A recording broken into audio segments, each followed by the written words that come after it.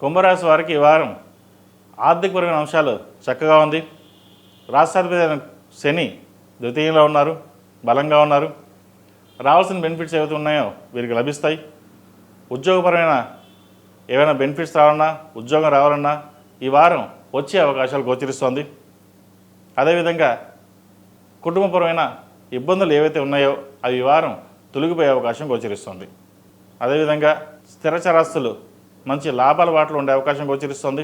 ఎప్పుడో కొన్న భూమికి ఈరోజు విలువ రావడం అది సంతోషకరమైన విషయం చెప్పచ్చు. అయితే వచ్చిన అవకాశాలని ప్రతిని ఉపయోగించుకుని ముందుకు వెళ్తారు. అలాగే వెళ్ళండి కూడా. దైవాధీనం వల్ల మంచి అవకాశాలు కలిసి వస్తాయి. అయితే జీవిత భాగస్వామి భార్యాభర్తల మధ్య విభేదాలు రాకుండా చూసుకోవాలి. సప్తమంలో కుజకేతువులు ఉన్నారు. సప్తమాధిపతి కుజుడు ద్వితీయంలో ఉన్న శనిని చూడడం, షష్టాష్టకంలో ఉండడం భార్యాభర్తల మధ్య చికాకు కలిగించే విషయంగా గోచరిస్తోంది. వ్యాపారంలో కొన్ని నష్టం కూడా వచ్చే అవకాశం కూడా లేకపోలేదు. ఇది అందరికీ కాదండి, కొంతమంది మటుకే.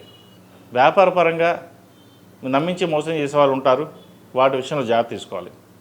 అంతా బాగానే ఉంది, అంతా మన వాళ్ళే కదా, వ్యాపారం వాళ్ళకి అప్పచెప్తే వాళ్ళు చూసుకుంటారు అనుకుంటారు. కానీ వెనకాల ఎంత వస్తుందో ఎంత వెళ్తుందో కూడా మీకు తెలియదు. ఇటువంటి విషయంలో మీరు జాగ్రత్త వహించాలి. అదేవిధంగా విద్యార్థులకు కాలం అనుకూలంగా ఉంది. విదేశీ సంబంధించిన విషయ వ్యవహారాలు కావచ్చు, వైద్య వృత్తిలో ఉన్నవారికి చాలా అనుకూలంగా ఉంది. మంచి సీట్ లభించడం, అలాగే ప్రభుత్వ పరంగా రావాల్సిన బెనిఫిట్స్ ఏవైతే ఉన్నాయో వీరికి లభించే అవకాశం గోచరిస్తుంది. విదేశాల్లో ఉన్నవారికి హెచ్ఎంవి కావచ్చు, పిఆర్ కావచ్చు, అదేవిధంగా గ్రీన్ కార్డ్ సంబంధించిన విషయ వ్యవహారాలు సానుకూలంగా ఉన్నాయి. కష్టే ఫలిండగా కష్టాన్ని తగిన ప్రతిఫలం లభిస్తుంది. అయితే ఇక్కడ రూపాయి ఖర్చు అయ్యేదవుట 2 రూపాయలు ఖర్చు అవుతుంది. అధికంగా ధనాన్ని ఖర్చు వెచ్చించాల్సిన పరిస్థితి గోచరిస్తోంది. అటు సీటు, కాలేజీలో సీట్ కావచ్చు, వీసాకు సంబంధించిన విషయ వ్యవహారాలు కావచ్చు, ఏదైనా సరే అధికంగా ఖర్చు చేసి ముందుకు వెళ్తారు. భూ సంబంధించిన విషయ వ్యవహారాలు చక్కగా ఉన్నాయి.